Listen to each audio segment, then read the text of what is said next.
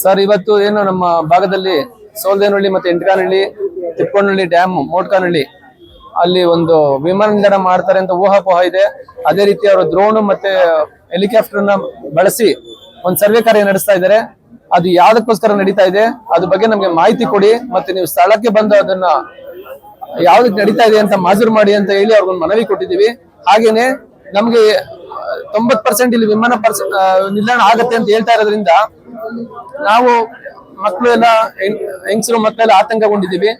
ಹಾಗಾಗಿ ಸೋಮವಾರ ಒಂದು ಮೌನ ಪ್ರತಿಭಟನೆ ಮಾಡಬೇಕು ಅಂತ ನಾವು ನಿರ್ಧರಿಸಿದ್ದೀವಿ.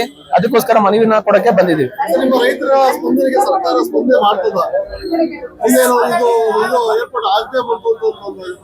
ನಮಗೆ ಗ್ಯಾರಂಟಿ ಇದೆ, ಸರ್ಕಾರ ಸ್ಪಂದನೆ ಮಾಡುತ್ತೆ ಅನ್ನೋ ಒಂದು ನಂಬಿಕೆ ಮೇಲೆ ನಾವ್ ಇಲ್ಲಿ ಬಂದಿದ್ದೀವಿ. ಇಲ್ಲಾಂದ್ರೆ ನಾವ್ ಇಲ್ಲಿ ಬರ್ತಾ ಇರಲಿಲ್ಲ, ಮೊದಲೇ ಹೈವೇ ರೋಡ್ ಕುತ್ಕೊಬಿಡ್ತಾ ಇದ್ವಿ. ತಹಸೀಲ್ದಾರ್ ಹೇಳಿದ್ದಾರೆ, ಇಲ್ಲ ನಮ್ಮ ಗಮನಕ್ಕೂ ಬಂದಿಲ್ಲ ಅಂತ ಹೇಳಿದ್ದಾರೆ. ಆದ್ರೆ ಅವ್ರ ಗಮನಕ್ಕೆ ಬಂದಿದೆ, ಅವರು ಒಂದು ಅಧಿಕೃತವಾಗಿ ಹೇಳಕ್ಕಾಗಲ್ಲ. ಆದ್ರಿಂದ ನಾನು ಬಂದು ಸ್ಥಳ ಪರಿಶೀಲನೆ ಮಾಡಿ ನಾನು ನೋಡಿ ಹೇಳ್ತೀನಿ ಅಂತ ಹೇಳಿದ್ದಾರೆ.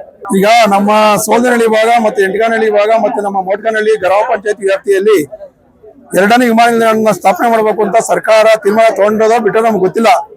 ಅಂದ್ರೆ ನಮ್ಗೆ ಕನ್ಫರ್ಮ್ ಇಲ್ಲ. ಆ ಉದ್ದೇಶಕ್ಕೂ ಈಗ ಡ್ರೋನ್ ಅಲ್ಲಿ ಸರ್ವೆ ಮಾಡೋದು, ರೋಡ್ ಸರ್ವೆ ಮಾಡೋದು ಎಲ್ಲ ಪ್ರತಿಯೊಂದು ಸಹ ಮಾಡ್ತಾ ಇದ್ದಾರೆ. ಅವ್ರನ್ನ ಕೇಳಿದ್ರೆ ನಾವು ಇಲ್ಲ ಇದ್ರದ್ದು ಯಾವುದೋ ಸ್ಟೇಟ್ ಸೆಂಟ್ರಲ್ದು ರೈಲ್ವೆದು ಇಲ್ಲ ಮೆಟ್ರೋದು ಯಾವ್ದೋ ಒಂದು ಸುಳ್ಳು ಹೇಳ್ತಾವ್ರೆ.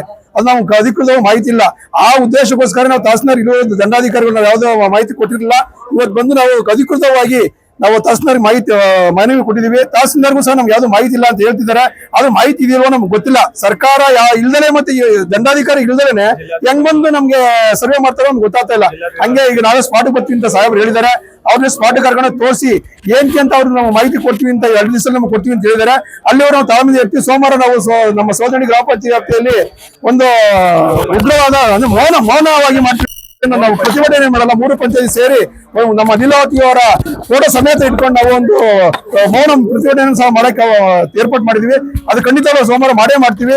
ಅಲ್ಲಿವರೆಗೂ ತಹಸೀಲ್ದಾರ್ ಏನ್ ಮಾಹಿತಿ ಕೊಟ್ಟು ತಿಳ್ಕೊಂಡು ನಾವು ಮುಂದಿನ ರೀತಿ ಯಾವ ತರ ಮಾಡಬೇಕು, ರೋಡ್ 75 ರೋಡ್ ಟೋಲ್ ಹತ್ರ ನಾವು ಸ್ಟ್ರೈಕ್ ಮಾಡ್ಬೇಕು ಅಂತ ಸಹ ಉದ್ದೇಶ ಮಾಡ್ಕೊಂಡಿದೀವಿ. ಫಸ್ಟ್ ತಹಸೀಲ್ ಸಾಹೇಬ್ರು ಏನ್ ಕೊಡ್ತಾರೋ ತಿಳ್ಕೊಂಡು ಮುಂದೆ ಏನ್ ಮಾಡ್ಬೇಕು ಅಂತ ಮಾಡ್ತೀವಿ.